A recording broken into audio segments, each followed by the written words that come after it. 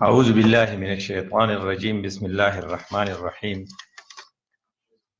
هو الذي أخرجكم من بطون أمهاتكم والله أخرجكم من بطون أمهاتكم لا تعلمون شيئا وجعل لكم السمع والأبصار والأفئدة لعلكم تشكرون صدق الله مولانا العظيم رب اشرح لي صدري ويسر لي أمري واحلل عقدة من لساني يفقهوا قولي۔ ان دو دنوں میں ہم نے بہت کچھ سنا اور بہت کچھ کہا، اور سننا اور کہنا جو تھے یہ علم کا ایک ذریعہ تھا، کیونکہ اللہ تعالیٰ نے یہ آیات جو میں آپ کے سامنے تلاوت کی نا، اس کا مطلب یہ ہے کہ اللہ نے آپ کو آپ کی والدین، آپ کی والدہ، آپ کی ماں کی بطن سے، آپ کی ماں کی پیٹ سے نکالا ہے۔ واللہ اخرجکم من بطون امہاتکم، یہ ہم سب مانتے ہیں۔ لا تعلمون شیئا، اور یہ بھی ہم سب مانتے ہیں کہ ہمیں کچھ نہیں آتا تھا، لیکن اللہ تعالیٰ نے تمہیں لرننگ ٹولز دیے تھے، وہ تھے 3۔ وَجَعَلَ لَكُمُ السَّمْعَ، تمہیں سننے کے لیے کان دیے، وَالْأَبْصَارَ، اور تمہیں دیکھنے کے لیے آنکھ دی، وَالْأَفْئِدَةَ، اور تمہیں سوچنے کے لیے دماغ یا قلب دے دیا۔ ان ساری چیزوں سے تم لرننگ کرتے تھے، علم۔ تو ہم نے یہاں علم حاصل کیا، اور یہ اس لیے علم حاصل کیا کہ ہمیں یہ 3 چیزیں اللہ تعالیٰ نے دی ہوئی تھی۔ اب اس علم کو امپلیمنٹ کیسے کرے؟ وہ ڈاکٹر صاحب نیورو سرجری کی OPD کا افتتاح کر رہے تھے، تو میں نے کہا آپ کو پتہ ہے کہ OPD کے آداب کیا ہے، قرآن نے کیا آداب سکھائے ہیں؟ اس نے کہا کیوں، قرآن میں بھی OPD کا ذکر ہے؟ میں نے کہا ہے نا۔ وہ کیا ہے؟ یعنی جب OPD میں آپ مریض کو ایگزامن کرتے ہیں نا، تو یہ 3 باتیں یاد رکھے، ان السمع والبصر والفؤاد کل ذلک کان عنہ مسئولا، تم سے پوچھا جائے گا۔ اب آپ اپنی کان کو استعمال کرے تو ہسٹری لے، پوری ڈیٹیل ہسٹری لے نا۔ اگر وہ وہاں سے آیا ہے اور آپ نے ایکس رے لکھ دی تو آپ نے تو ہسٹری نہیں لی، اور آپ نے کہا چلے جا کے MRI کر دے تو آپ نے تو ہسٹری نہیں لی۔ اس لیے قرآن آپ سے کہتے ہیں کہ پہلے آپ اس کو سنیں، ان السمع، پھر قرآن آپ سے کہتے ہیں کہ پھر آپ اس کو ایگزامن کریں، والبصر، اور جو آپ کی فائنڈنگ ہے ان کو کوریلیٹ کر کے پھر اس سے فائنڈنگ سے اسے ڈائگنوسس نکال لیں، شاید اس کو MRI کی ضرورت ہی نہیں پڑے۔ تو آپ قرآن کو اپنی زندگی میں امپلیمنٹ کریں گے، پھر آپ کو مزہ آ جائے گا۔ وہ جو اقبال نے کہا تھا نا، بایاتش ترا کاری جزی نیست، اس قرآن کی آیتوں کے ساتھ تمہارا کوئی سروکار نہیں ہے کہ از یاسین او آسان بمیری، تمہاری تو ساری توجہ اس پر ہے کہ سورت یاسین آپ کو یاد ہے کہ نہیں، تاکہ جان کنی کے وقت ہم اپنے مردے کے پڑھ کے سنائیں، اس کا جان آسانی سے نکل جائے۔ یہ ثواب والا تصور نہیں ہے، یہ ہے اپنی جگہ، لیکن ہم نے اس کو بہت زیادہ حاوی کر دیا ہے۔ یہاں ہم بیٹھے تھے تو ہمیں ثواب مل گیا، نہیں، ہم یہاں ثواب لینے کے لیے نہیں آئے تھے، ہمیں اپنے زندگی سنوارنے کے لیے آئے ہیں۔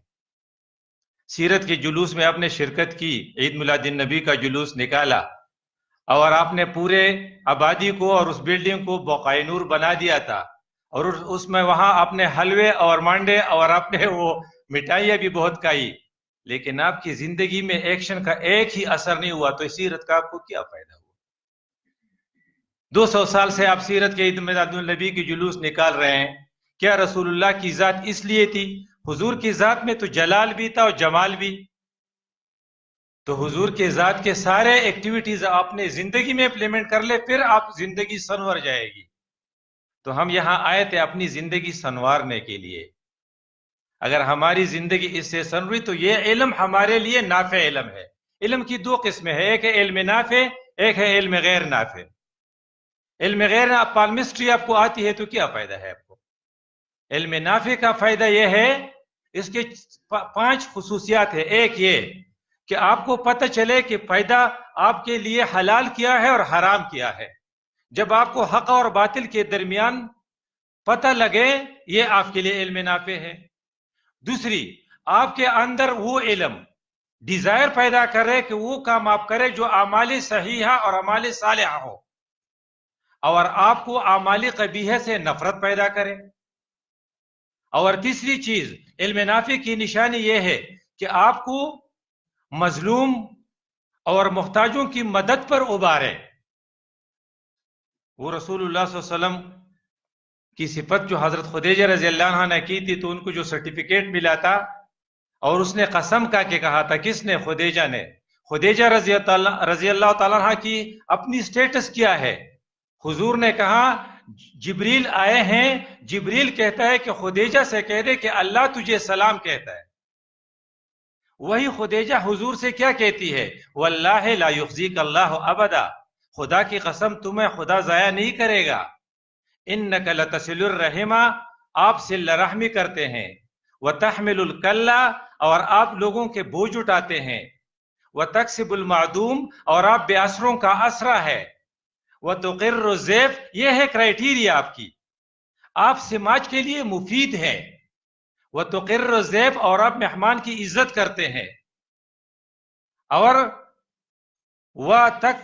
وتعین علی نوائب الحق، اور جب ڈیزاسٹر آ جاتا ہے تو آپ الخدمت یا پیما ریلیف کے طور پر آگے ہوتے ہیں۔ یہ کام آپ کرتے ہیں تو واللہ لا یخزیک اللہ ابدا، اللہ تمہیں کبھی بھی خراب نہیں کرے گا۔ اس سرٹیفکیٹ سے پتہ چلتا ہے کہ جن لوگوں کی وجہ سے، جن کا علم نافع ہو اور وہ مظلوموں کی مدد کرتے ہیں۔ آپ رسول اللہ کی سیرت میں ہم نے یہ بات تو دیکھی ہے کہ آپ مظلوم کی مدد کرتے تھے، لیکن یہ ہم بھول گئے ہیں کہ وہ ظالم کا ہاتھ بھی پکڑتے تھے۔ اس کی زندگی میں ظالم کا ہاتھ پکڑنا بھی تھا اور مظلوم کی مدد بھی تھی۔ تو اس لیے علم نافع اگر آپ کے اندر ہے تو آپ سماج کے لیے فائدہ مند ہے، اور جب آپ فائدہ مند ہوں گے تو آپ کو اسٹے کا حق ہے، آپ رہیں گے۔ جو چیز نافع نہیں ہوتی وہ جلدی ختم ہو جاتی ہے۔ اما الزبد فیذهب جفاء، آپ نے دیکھا ہے نا، پانی کے اوپر جو جاگ ہوتی ہے اس کی کوئی نہ پانی ہوتی، تھوڑی دیر کے بعد غائب ہو جاتی۔ وَأَمَّا مَا يَنْفَعُ النَّاسِ، جن لوگوں کے پاس علم نافع ہوتا ہے، جو لوگوں کو فائدہ دیتا ہے، تو فَيَمْكُثُ فِي الْأَرْضِ، وہ کافی دیر تک رہتا ہے۔ اس لیے یہ اصول ہے کہ اگر آپ کی وجہ سے سوسائٹی کو فائدہ ہے تو اللہ آپ کو دیر تک رکھے گا وہاں پر۔ لیکن جب ایک جگہ پر آپ ہیں اور آپ نے سروس کی اور آپ وہاں سے جا رہے ہیں تو آپ کی اسسمنٹ 3 باتوں سے ہوگی، آپ مر گئے یا چلے گئے یا ریٹائر ہو گئے، کہ آپ نے صدقۃ جاریۃ، کون سا ایسا کام کیا ہے جس کی وجہ سے لوگوں کو فائدہ ہے، کون سی ٹیوب ویل آپ کی وجہ سے چل رہی ہے، کون سی او پی ڈی آپ نے قائم کی ہے، کون سا ڈپارٹمنٹ آپ نے نیا لگایا ہے، جس کی وجہ سے کہتے یہ ساری اس کی ایفرٹس تھے۔ اس نے این جی او کو بھی اپروچ کیا، WHO کو بھی اپروچ کیا، تو اس نے پلاسٹک سرجری کی وارڈ یہاں قائم کی۔ یہ لوگ جو برن کے کیسے ان کی علاج ہوتا ہے، یہ اس کا برکت ہے، اس نے یہ کیا، یہ علم نافع ہے۔ جب آپ علم نافع رکھیں گے ساتھ تو آپ کو اسٹے کا حق ہے۔ اس لیے ایک حدیث کا مفہوم ہے کہ نیکی جو ہے وہ عمر کو بڑھاتی ہے اور گناہ جو ہے وہ رزق کو کم کرتی ہے۔ تو علم نافع ہم یہاں سے لے کر اگر جا رہے ہیں، یہ علم نافع تھا جس کے لیے حضرت عمر فاروق رضی اللہ عنہ نے ایفرٹس کی تھی، رسول اللہ کی دعا اس کے لیے قبول ہوتی، وہ اس کو علم نافع مل گیا۔ جس کو علم نافع ہو گیا تو اس کی زندگی میں قرآن آ جاتا ہے۔ علم کے سورسز 3 ہے، ایک ہے قرآن، وہ ہے لتبین للناس، اس کو ایکسپلین کرنے کے لیے حدیث ہے، اور پریکٹیکل ڈیمانسٹریشن اس کے لیے سیرت ہے، ہاؤ ٹو ڈو اٹ۔ یہ 3 چیزیں جب آپ کی زندگی میں آ جاتی ہیں، آپ اس کو امپلیمنٹ کرتے ہیں، آپ کرتے ہیں تو آپ کو پھر اس دنیا میں اور آخرت میں اسٹے کا حق ہے، مرنے کے بعد پھر بھی آپ زندہ رہیں گے۔ صدقۃ جاریۃ، ایک، اور علم ينتفع به، آپ نے کتنے نوٹس لکھے ہیں جو لوگ ان کو پڑھتے ہیں اور کہتے ہیں یار اللہ اس کا بھلا کرے، میرے وائوا میں میرے اتنی پوزیشن اس لیے آئی کہ میں نے اس کے نوٹس پڑھے تھے، نوٹس نے لکھے تھے نا، علم ينتفع به۔ آپ کے کتنے شاگرد ہیں، کتنے ہاؤس آفیسرز ہیں اور کتنے ٹیموز ہیں جو کہتے ہیں کہ میں وائوا میں ایسا اس لیے نکل گیا کہ فلان میرا پروفیسر تھا، اس نے مجھے بہت کچھ سکھائے تھے، ڈسٹینس اس نے نہیں رکھا تھا، سارا دن وہ مجھے بیٹا بیٹا کہہ رہا تھا۔ اس لیے جب آپ علم نافع آپ حصول کر لیں اور علم نافع کو سماج کے لیے استعمال کریں تو پھر آپ کو قرآن آپ کی زندگی میں آ جائے گا۔ تو حضرت عمر فاروق کی پہلا واقعہ کیا ہوا؟ اس کی بہن فاطمہ وہ پڑھ رہی تھی سورہ طٰہٰ اور حضرت عمر نے اس کو مارا پیٹا بھی، اور بعد میں اس نے اس سے کہا کہ دکھاؤ مجھے اس صحیفے میں کیا ہے۔ قرآن اس کی زندگی میں آیا۔ بعد میں قرآن اس کی زندگی میں جو اس نے دکھایا وہ یہ تھا کہ جب حضور کی وفات ہوئی اور حضرت ابوبکر صدیق ابھی تک نہیں آئے تھے تو عمر نے اعلان کیا کہ جس نے کہا کہ حضور وفات پا گئے میں سر قلم کر دوں گا، وہ اللہ سے ملنے کے لیے گئے ہیں، واپس آ جائیں گے۔ لیکن جب قرآن کے آیات اس نے سنے، وما قد خلت من قبلہ الرسل وما محمد الا رسول قد خلت من قبلہ الرسل افئن مات او قتل انقلبتم علی اعقابکم، تو اس کی زندگی میں قرآن اتر گیا۔ اوہو، میں سمجھا کہ یہ ابھی اترا ہے۔ بعد میں حضرت عمر جب خلیفہ بن گئے رضی اللہ تعالیٰ عنہ، تو خلافت کے دوران اس کی زندگی میں قرآن آئی تھی، تو اس نے آرڈیننس نافذ کیا کہ مہر، عورتوں کا مہر جو ہے وہ لمیٹڈ ہوگا۔ تو ایک خاتون باہر کھڑی تھی، جب یہ مسجد سے نکلے تو اس نے کہا خلیفہ آپ نے مہر کو محدود کر دیا ہے؟ اس نے کہا ہاں جی، ہم نے آرڈیننس نافذ کیا ہے۔ تو خاتون نے کہا کہ قرآن میں تو اللہ تعالیٰ نے کہا کیا، وَآتَيْتُمْ إِحْدَاهُنَّ قِنْطَارًا، اگر تم نے ڈھیر سارے مہر بھی دیا ہے تو پھر بھی ان سے واپس نہ لو۔ تو اللہ ڈھیر سارے کا ذکر کرتا ہے، تو تم کون ہو اس کو محدود کرنے والے؟ اب اس کی زندگی میں قرآن اترا تھا تو عمر نے کہا اخطأ عمر وَأَصَابَتْ امرأة، عورت جیت گئی، عمر خطا ہو گیا۔ واپس جا کر اس نے اپنے آرڈیننس واپس لے لیا۔ یہ ہے نا کہ آپ اس کو اپنی زندگی میں پھر امپلیمنٹ کر لیں، جس طرح میں نے او پی ڈی کا ذکر کیا۔ وہ کہتے ہیں نا جب آپ اوٹی میں ہیں اور آپ ایک سرجری کر رہے ہیں اور آپ پھنس گئے اس میں، یار وہ آرٹری نہیں مل رہی ہے، وہ وین نہیں مل رہی ہے، وہ سٹون نہیں مل رہا ہے، تو پھر آپ کیا کریں گے؟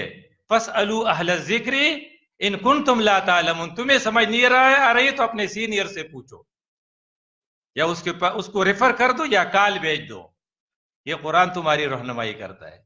حضرت عمر رضی اللہ عنہ کے علاوہ جس آدمی نے قرآن سے رہنمائی لینے کی کوشش کی اور اس نے کہا قرآن میری زندگی میں کیسے آ جائے، وہ جو ہم نا ڈاکٹروں کے لیے تو بہت آسان ہے، وہ یہ کہ جب ہم ڈائسیکشن کرتے تھے ہمارے ہاتھ میں مینول آپ اناٹمی یا ڈائسیکشن ہوتا تھا کہ یہ اپر لم ہے، یہ لوور لم ہے، ایک پڑھتا تھا یہاں کٹ لگاؤ، یہاں سکن ہے یا سبکیوٹینیس ہے، یہاں فیشیا ہے اور یہاں آرٹری ہے اور یہاں مسل ہے، اور اسی ڈائریکشن بچے۔ اسی طرح آپ قرآن مینول آپ پریکٹکس ہاتھ میں رکھیں اور پھر اس کے مطابق عمل کریں تو پھر قرآن آپ کی زندگی میں آ جائے گا۔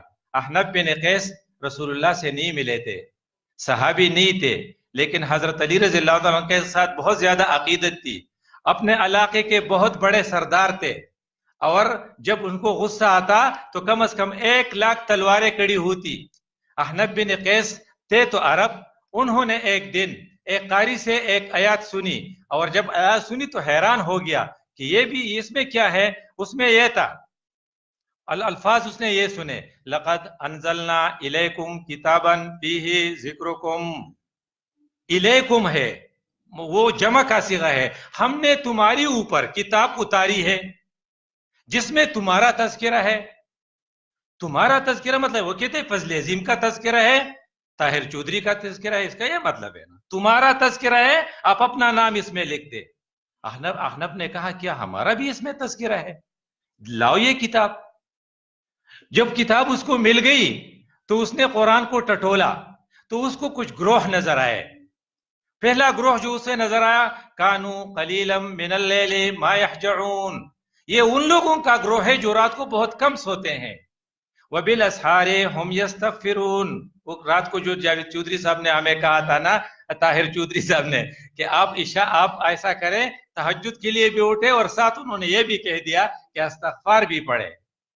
میں حیران یہ استغفار کا کیوں کہتا ہے، تو وہ اس میں آیات میں آتا ہے وبالاسحار هم یستغفرون، جب آپ سحری کے وقت اٹھے نا تو استغفار پڑھے۔ تو احنف نے جب یہ دیکھا تو اور ٹٹولا، تو پھر اس کو ایک اور گروہ نظر آیا، تتجافى جنوبهم عن المضاجع يدعون ربهم خوفا وطمعا، ان کے پہلو بستروں سے دور رہتے ہیں۔ احنف نے پھر اور ٹٹولا تو اس کو ایک اور گروہ نظر آیا، والذین یبیتون لربهم سجدا وقیاما۔ احنف نے بھی اختیار کہا یا اللہ ان میں سے میں تو کہیں نظر نہیں آتا۔ تمہاری زندگیوں میں قرآن کیسے اترے؟ آپ ان کو پڑھیں اور پھر اپنا آپ اس میں دیکھیں۔ اور پھر احنف کی طرف آپ اگر سچے ہیں تو آپ کہہ دیں اس میں تمہیں کہیں نظر نہیں آتا. پھر احنف آگے چلا گیا، اس کو کچھ بھیڑ مل گئے. پہلے اس کو گروہ ملے تھے پسندیدہ لوگوں کے، اس کو ناپسندیدہ لوگوں کے بھیڑ مل گئے. اذا قیل لهم لا الہ الا اللہ یستکبرون، یہ وہ لوگ ہیں جن سے لا الہ الا اللہ کہا جاتا ہے کہ آپ لا الہ الا اللہ کی دعوت قبول کیجئے تو وہ تکبر کر دے. آج کے زمانے میں پتہ نہیں آپ کہوں گا، ہمارے پٹھانوں میں تو بہت زیادہ ہے کہ اگر آپ کسی سے کہہ دے کہ آپ کی بیٹی کا بھی آپ کی جائیداد میں حق ہے تو کہتا ہے یہ کیا کہہ رہے ہو، جائیداد میں بیٹی کا بھی حق ہوتا ہے. اذا قیل لهم لا الہ الا اللہ یستکبرون. پھر اس نے اور لوگوں کی طرف دیکھا تو اسے ایک اور گروپ نظر آیا. اذا ذکر اللہ وحدہ اشمئزت قلوبهم قلوب الذین لا یؤمنون بالآخرہ وَإِذَا ذُكِرَ الَّذِينَ مِن دُونِهِ يَسْتَبْشِرُونَ. جب تقریر میں قصے کہانیاں ہوتی ہیں اس کو مقرر بہت اچھا لگتا ہے. جب تقریر میں قرآن کی آیتیں ہوتی ہیں، وہ اقبال نے کہا تھا نا بآیات اشترا کاری جزین نیست، وہ کہ تیرے ضمیر پہ جب تک نہ ہو نزول کتاب گرا کشا ہے نہ راضی نہ صاحب کشاف. تو یہی اس نے کہا کہ جب قرآن کا ذکر آتا ہے کہا یار کتنی خشک تقریر اس نے کی. کسی الف لیلہ کا قصہ سناتے یا خوبصورت سی نعت پڑھتے یا کوئی رجز پڑھتے، اس میں مزہ آ جاتا. احنف نے بے اختیار کہا یا اللہ میں ان لوگوں سے بری ہوں. وہ اپنے آپ کو ڈھونڈ رہا تھا اس میں. پھر اسے ایک گروہ نظر آیا اور احنف نے کہا شاید یہ میں ہوں اور شاید وہ ہم ہیں. وآخرون اعترفوا بذنوبہم، ایک اور گروہ ہے جنہوں نے اپنے گناہ کا اعتراف کیا. خلطوا عملا صالحا وآخر سیئا، وہ کچھ عمل صالح بھی کرتے ہیں اور کچھ عمل خراب بھی کرتے ہیں. احنف نے یا عسى اللہ ان یتوب علیہم، قریب ہے کہ اللہ ان کا توبہ قبول کر دے. وہ جو ارشمیدس نے جو اصول پایا تھا تو ہم نے وہ اسکول میں پڑھا تھا نا کہ ارشمیدس نعرے لگا رہے تھے کہ پا لیا پا لیا، تو احنف نے بھی کیا ہاں یہ میں ہوں. میری رب کی حمد ہے جس نے مجھے سے گناہگار کو بھی اپنے کتاب میں ذکر کیا، جو مجھے بھی نہیں بولا. میرے رب آپ کتنے مہربان ہیں، میرے جیسے بندے کا ذکر بھی تمہاری کتاب میں ہے. اس لیے اس کتاب میں اپنا ذکر ڈھونڈے تاکہ آپ کو نظر آ جائے. وہ سلیمان ندوی رحمۃ اللہ علیہ لکھتے ہیں نا اپنی کتاب میں اس قصے کے بعد کہ احنف تو اپنے رب کے پاس چلا گیا، لیکن قرآن بھی اب موجود ہے اور ہم بھی موجود ہیں. آپ انفرادی طور پر اجتماعی طور پر اس میں اپنے آپ کو دیکھیں کہ آپ کہاں ہیں اس میں. اقبال اس کو سمجھ رہے تھے، اس لیے اقبال جب چھوٹے تھے نا، یہ عجیب سا قصہ ہے، یہ سلیمان ندوی کے ساتھ جا رہے تھے لاہور سے، پتہ نہیں ہماری جی ٹی روڈ سے گئے ہوں گے، لاہور سے نادر شاہ کی دعوت پر کابل. تو انہوں نے لکھا ہے کہ اس گاڑی میں جب ہم بیٹھے تھے تو انہوں نے اپنے قصے سنائے. تو بچپن کا قصہ تھا، ان کے والد صاحب تھے، ان کا نام تھا نور محمد صاحب. نور محمد صاحب جو ٹوپیوں کی دکان تھی لیکن اللہ والے تھے، قرآن سے بہت شغف تھا. اقبال کہتے ہیں میں صبح تلاوت کرتا تھا، اس نے مجھے دیکھا، اس نے کہا بیٹے کیا کر رہے ہو؟ میں نے کہا تلاوت کر رہا ہوں. بیٹے تلاوت کرتے ہو تو یوں سمجھو کہ یہ تو قرآن تمہارے اوپر اتر رہا ہے، تمہارے اوپر نازل ہو رہا ہے. اس لیے اقبال نے بعد میں یہ کہہ دیا کہ تیرے ضمیر پہ جب تک نہ ہو نزول کتاب گرا کشا ہے نہ راضی نہ صاحب کشاف. تو اس نے کہا ٹھیک. ایک اور واقعہ جو ہوا اس دوران، ایک واقعہ یہ ہوا کہ اس کی بہن ناراض ہو کے میں کے آئی تھی، وہ والد کے گھر جو آ جاتی ہے. بعد میں ان کے درمیان صلح ہو گیا تو سب خاندان نے کہا کہ بیٹی آپ واپس گھر چلی جائے، لیکن اقبال راضی نہیں ہو رہے تھے. انہوں نے اقبال کو بہت منتیں کی لیکن ضد کر رہے تھے. تو باپ نے بیٹے سے کہا بیٹے قرآن میں ہے وَالصُّلْحُ خیر. یہ آیات سن کر اقبال کے چہرے کا رنگ بدل گیا اور پھر نور محمد صاحب نے اس سے پوچھے بیٹے اب کیا کرے؟ تو انہوں نے کہا کہ ابا جان قرآن جو کہتا ہے وہی کر لو. اور ایک دوسرا واقعہ جو کہتے ہیں کہ یہ چھوٹے تھے اور باہر ایک جو سوالی آئے تھے فقیر دروازے پہ کھڑے تھے اور بہت زیادہ ضد کر رہے تھے، بار بار کہنے پہ نہیں واپس جا رہے تھے. اقبال نے نکل کر اس کو 2 تپڑ لگائے، اس نے بھی تپڑ لگائے. نور محمد صاحب کو پتہ چلا، اس نے اپنے بیٹے کو بلایا اور اس سے کہا بیٹے جب قیامت کے دن رسول اللہ کے سامنے مجرمین جمع ہوں گے شفاعت کی امید کرتے ہوئے، اور یہ شخص حضور سے کہے گا کہ تمہارا یہ امتی، اس کو آپ نے بیٹا دیا تھا لیکن اس نے اتنی تربیت بھی اس کی نہیں کی تھی کہ اس نے مجھے تھپڑ لگائے ہیں، مجھے رسول اللہ کے سامنے شرمندہ نہ کر بیٹھے۔ تو یہی صورتحال جو انہوں نے کی تھی نا، کہ آپ اقبال نے اس کو سمجھتے، اس لیے کہتے ہیں کہ 7ویں سپارے میں پہلی آیات یہی ہے، وَإِذَا سَمِعُوا مَا أُنزِلَ إِلَيْكَ تَرَىٰ أَعْيُنَهُمْ تَفِيضُ مِنَ الدَّمْعِ۔ اب آپ اپنے آپ کو رکھ لے کہ جب ہم اب فیصل مسجد میں امام جو اچھی تلاوت کر رہے ہیں، ہم میں سے کس کی آنکھوں میں آنسو آئے ہیں؟ جاوید اقبال خود کہتے ہیں کہ میرا باپ اقبال اتنا رویا اتنا رویا اتنا رویا۔ ایک حافظ صاحب آئے تھے، قاری صاحب، وہ عربی تھے، انہوں نے سورہ مزمل کی تلاوت کی اور اقبال کے آنکھوں سے آنسو چاہ رہے تھے تو سارا سرحانہ بیگ گیا۔ ان کا جو ہے نوکر علی بخش، وہ کہتے ہیں کہ قرآن کو وہ جب تلاوت کرتے تھے تو اس کے آنکھوں سے آنسو اتنے آ جاتے تھے کہ ہم قرآن کو سکھانے کے لیے چھت کے اوپر رکھتے تھے۔ تو ان کے اندر آیا تھا احنف بن قیس، اقبال، حضرت عمر فاروق رضی اللہ عنہ۔ اس لیے ہم اپنے آپ کو قرآن میں ڈھونڈتے ہیں کہ قرآن ہماری زندگی میں کیسے آ جائے۔ ہم اپنے علم کو علم نافع بناتے ہیں اور علم نافع لوگوں کے سماج کو اس سے پیدا دیتے ہیں۔ رسول اللہ صلی اللہ علیہ وسلم کی ایک حدیث ہم اپنے سامنے لے آئے ہیں اور اسے کہ فرمایا من استطاع منکم ان ينفع اخاہ فلیفعل، جس کی استطاعت ہو کہ اپنے بھائی کو فائدہ دے دے تو وہ اپنے بھائی کو فائدہ پہنچا سکتا ہے تو وہ فائدہ پہنچائے۔ استطاعت بہت ضروری ہے، اس لیے پہلے آپ سکل کریٹ کریں۔ وہ ایک حدیث ہے کہ راستے سے تکلیف دہ چیز ہٹانا بھی صدقہ ہے۔ اب اس حدیث کو ذرا براڈ کر لے، اگر راستے سے تکلیف دہ سٹون ہٹانا صدقہ ہے تو رینل ٹریک سے، یوریٹر سے سٹون ہٹانا کتنا بڑا صدقہ ہوگا؟ اس کو ذرا لے جائیں ورنہ۔ اگر کسی کی سانس پھول گیا ہے اور آپ کے آکسیجن کی وجہ سے اس کو ریلیف آ رہا ہے تو کتنا بڑا صدقہ ہوگا۔ اس لیے پہلے آپ اپنے اندر استطاعت پیدا کر لیں۔ اور رسول اللہ صلی اللہ علیہ وسلم کے علاوہ جتنے بھی پیغمبر آئے ہیں ان کی تاریخوں کو دیکھیں، ان میں استطاعت تھی، ان کو اللہ نے سکل دیا تھا۔ مثلا گنے نوح علیہ السلام کو کون سی سکل ملی تھی؟ کشتی کی، کہ لوگوں کو سیلاب بچانے کا طریقہ اس کو آتا تھا۔ تو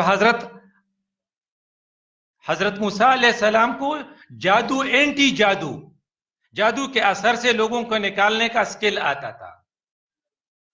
اور اس کے بعد پھر حضرت داؤد علیہ السلام کو آلات حرب، لڑائی کے دوران سامان بنانے کا سکل آتا تھا۔ حضرت سلیمان علیہ السلام پرندوں کی بولیوں کو سمجھتے تھے اور اس کی وجہ سے اس نے جو خود سے پوچھا، انٹرویو لی، اس کے بعد وہ ملکہ سبا کو اسلام نصیب ہو گیا، اس لیے کہ اسے سکل آتا تھا۔ اور حضرت یوسف علیہ السلام کو پریزرویشن آف فوڈ کا سکل آتا تھا، اس لیے وہ جو ہے نا جیل سے وہ بادشاہ بن گئے۔ اس لیے من استطاع منکم، آپ سکل کو سیکھ لیں اور اس سکل کو پھر آپ اللہ کی خوف کے ساتھ لوگوں کی بھلائی کے لیے استعمال کریں۔ وہ جو آپ نے کہا نا کہ سب سے بڑی نیکی کون سی ہے؟ کہ لوگوں کو جہنم سے نکال کر جنت میں لے جائیں۔ اس لیے آپ دعوت کا کام کرتے ہیں، اس کے لیے دلیل ہے وَمَنْ أَحْسَنُ قَوْلًا مِمَّنْ دَعَا إِلَى اللَّهِ وَعَمِلَ صَالِحًا وَقَالَ إِنَّنِي مِنَ الْمُسْلِمِينَ، اس میں تو کوئی شک نہیں ہے۔ لیکن اگر کسی کا پنکھا خراب اور آپ نے اسے ٹھیک کر دیا ہو، اور کسی کا ٹائر اگر پنچر ہو گیا ہے اور آپ نے اس کو ٹھیک کر دیا اور اس کا سفر جاری ہو گیا، تو اس میں کتنا خیر ہے۔ اس لیے اس خیر کو حاصل کرنے کے لیے آپ اس پہ سوچیں کہ آپ کے اندر سکل ہوگا، آپ لوگوں کو فائدہ پہنچائیں گے، اور فائدے کا نظام اتنا وسیع ہے کہ قرآن میں جو آیات آتی ہے نا اس آپ سنیں، اور اس میں باٹنی کا بھی ذکر ہے اور اس میں ہیومن کا بھی ذکر ہے، تو اس میں پیراسائٹالوجی کا بھی ذکر ہے۔ کہتے فرماتے ہیں الم ترى ان اللہ انزل من السماء ماء، اللہ نے آسمان سے پانی اتارا، پھر کیا ہوا؟ فَأَخْرَجْنَا بِهِ ثَمَرَاتٍ مُخْتَلِفًا أَلْوَانُهَا، اس سے ہم نے بوٹینیکل گارڈنز نکالے، محکمہ زراعت ڈیولپ کی۔ پھر کیا ہوا؟ وَمِنَ الْجِبَالِ جُدَدٌ بِيضٌ، اور یہ پہاڑ جو ہے نا اس میں کافی گھاٹیاں ہیں، اس میں کچھ وائٹ ہیں، کچھ ڈارک ہیں اور کچھ ریڈ ہے، حمر مختلف الوانها وغرابیب سود، اور بالکل کالے ہیں۔ یہ آپ کی جیالوجی ہو گئی۔ ومن الناس، یہ ہیومن فزیالوجی ہو گئی۔ والدواب، یہ پیراسائٹالوجی ہو گئی۔ والانعام، یہ وہ اینیمل ہسبینڈری والا نالج ہو گیا۔ مختلفا الوانہ کذالک انما یخشى اللہ من عباده العلماء، یہ علم حاصل کر کے جب آپ کے اندر اللہ کا خوف ہوگا تب آپ عالم ہوں گے۔ اس لیے علماء کا متفقہ فیصلہ ہے کہ جن لوگوں کو قرآن اور حدیث کا علم ہوتا ہے پھر بھی ان کے اندر اللہ کا خوف نہیں ہوتا، وہ عالم کہلانے کا مستحق نہیں۔ وہ اللہ بخشے اسے مولانا کوثر نیازی اگر کسی کو یاد ہے تو ظاہر بات ہے کہ اس کے پاس قرآن اور حدیث کا علم تو ہوگا۔ اس کا شہاب رسالہ اگر کسی کو یاد ہے میرے ایج والوں کہ اس میں وہ کیا کیا کرتے تھے، تو یہ ہے نا کہ علم کے لیے اس سے پتہ چلتا ہے کہ آپ کی جیولوجی یا پہ میڈیسن ہے یا اینیمل ہے، جتنی بھی اسٹڈی آپ سائنٹیفک کریں گے اس میں آپ کے لیے ضروری چیز جو آپ کے اندر ہونی چاہیے وہ ہے خدا کا خوف۔ اور جب آپ کے اندر خدا کا خوف ہوگا تو پھر آپ قرآن کو اپنی زندگی میں امپلیمنٹ کر لیں گے اور قرآن آپ کی زندگی میں آ جائے گا۔ ایز اے ڈاکٹر اگر آپ سوچتے ہیں تو ایک او پی ڈی کی بات میں نے کی اور ایک میں نے بات کی اوٹی کی، آپ کی ایکسپیرینس کی کہ آپ کیسز کو ریفر کرتے ہیں، اور ایک اور بات میں آپ سے کہتا ہوں کہ جتنے بھی ڈاکٹر بنے ہیں یہ ایسے نہیں بنے، پہلے یہ ایف سی میں تھے۔ آپ کا کیا خیال ہے کہ ایف سی میں ان لوگوں نے کتنی دعائیں کی ہوگی کہ یا اللہ مجھے اگر سیٹ مل جائے، ہمیں پہلے سیٹ ملتا تھا، اب آپ کے زمانے میں ہے کہ اگر ہمارا وہ انٹری ٹیسٹ پاس ہو جائے، کتنی دعائیں کی ہوں گی، یا اللہ میں یہ کروں گا وہ کروں گا۔ پاس اس نے کلیئر کیا، اگر اسے ٹیموں شپ پہ کچی جگہ پر مل جائے تو اس نے کتنی دعائیں کی ہوں، اور اگر وہ اس نے کلیئر کیا تو ظاہر بات ہے 99% نے یہ کہا ہوگا کہ یا اللہ میں غریبوں کی مدد کروں گا، لوگوں کے ضروریات پوری کروں گا اور یہ کام سارے میں کر دوں گا، لیکن مجھے پاس کرا۔ لیکن جب وہ پاس ہو گیا تو بس بیماری ریلیف کے لیے اس کے پاس ایک آدمی چلا گیا کہ یار اس کے لیے اتنا چندہ تو دے دینا، یار میرے پاس تو کچھ نہیں، میرے پاس کیا ہے۔ تو اب یہ ہے کہ جو دعائیں یہ مانگ رہا تھا وہ دعائیں آپ بھول گیا،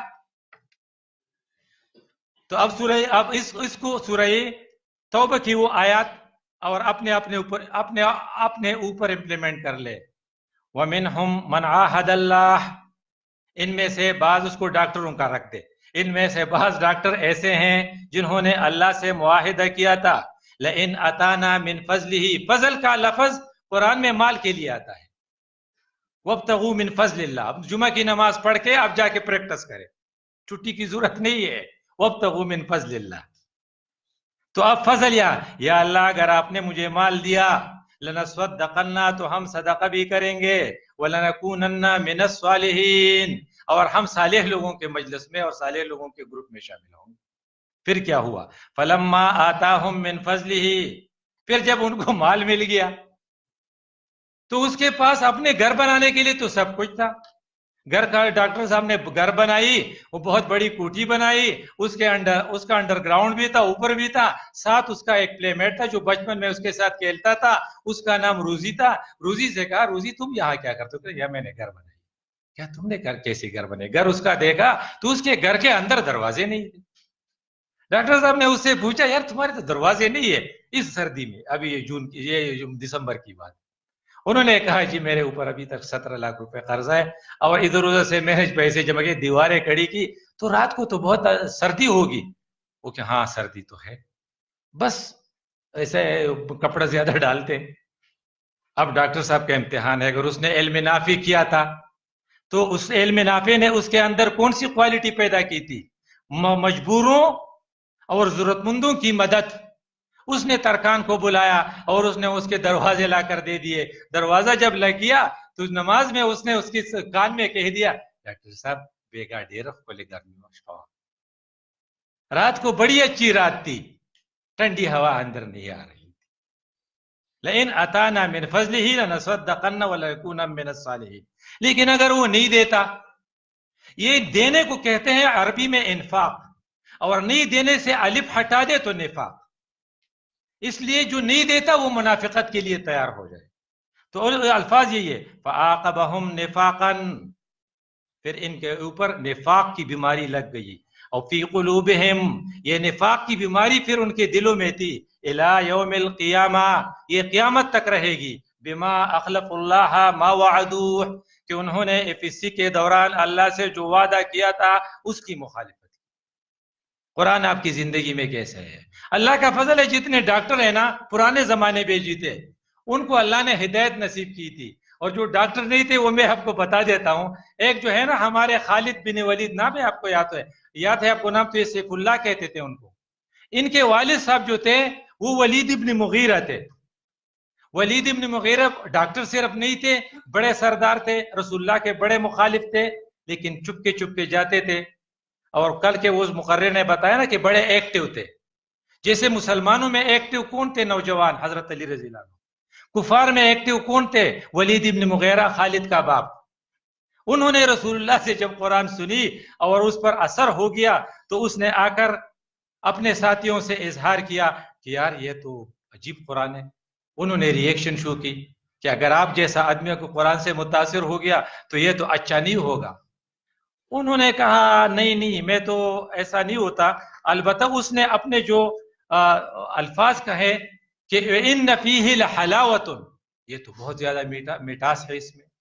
وان علیہا لتلاوۃ، یہ عرب تھے نا تو ان کے الفاظ بڑے مزیدار ہوتے ہیں. اس کے اوپر انتہائی بڑا حسن ہے. واعلیہا مثمرۃ، اس کے اوپر کا حصہ تو پھل دینے والا ہے، اور اس کے نیچے والا حصہ تو شیرین چشمے کی طرح ہے. اب خالد بن ولید کے والد، ان کو اتنا ہوا لیکن اس کو ہدایت نصیب نہیں ہوئی. اس کے مقابلے میں ڈاکٹر صاحب تھے مورس بکائے، وہ گئے سعودی عرب میں شاہ فیصل کے علاج کے لیے. جب اس کو کتاب ملی قرآن، اس نے پڑھا تو اس میں اس کو سورہ مومنین کے یہ آیات میں نے وَلَقَدْ خَلَقْنَا الْإِنسَانَ مِنْ سُلَالَةٍ مِّن طِينٍ ثُمَّ جَعَلْنَاهُ نُطْفَةً فِي قَرَارٍ مَّكِينٍ ثُمَّ خَلَقْنَا النُّطْفَةَ عَلَقَةً فَخَلَقْنَا الْعَلَقَةَ مُضْغَةً فَخَلَقْنَا الْمُضْغَةَ عِظَامًا فَكَسَوْنَا الْعِظَامَ لَحْمًا. وہ حیران ہو گیا کہ یار یہ کیسا کلام ہے جس میں ساری ایمبریالوجی لکھی ہوئی ہے. اس کا تو یہی وجہ ہو سکتی ہے کہ رسول اللہ نے ڈائسیکشن کی ہوگی اور اس نے سارے سٹیجز دیکھے ہوں گے، لیکن which is impossible 1400 years ago. اس لیے یہ الہی کلام ہے. تو وہاں پر ولید ابن مغیرہ کو ہدایت نصیب نہیں ہوئی اور مورس بکائی کو نصیب ہوئی. ایک اور ڈاکٹر ہے ڈاکٹر پال گرے، وہ خود بتاتے ہیں کہ میں بحری طبیب تھا، مطلب کہ اس کی ڈیوٹی نیوی میں لگی ہوگی. اور اس کے الفاظ بڑے مزیدار ہیں، میری زندگی ماں اور سما کے درمیان گزر رہی.